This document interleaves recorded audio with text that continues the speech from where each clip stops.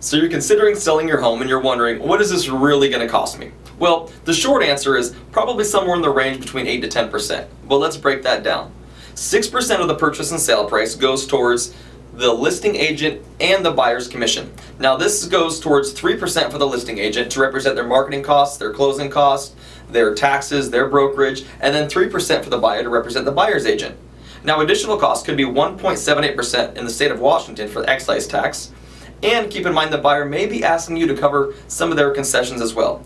Concessions are simply the costs incurred in order for that buyer to finance your home.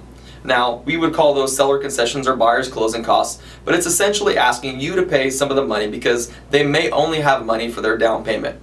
In which case, their closing costs could be up to 3%, usually in the range of 2.5 to 3%. So 6% for the listing and buyer's commission, 1.78% for excise tax, and somewhere in the range of 0 to 3% for the buyer's concessions. Now, keep in mind those costs could add up to 11%, but it's usually somewhere in the range of 8 to 10%. If you have any other questions about the cost incurred to sell your home, feel free to reach out anytime. If you're evaluating these numbers and you say, you know what, I just don't think I have enough money or equity in my house to sell, please check out the short sale video. It might be a great alternative for you to still get your home sold.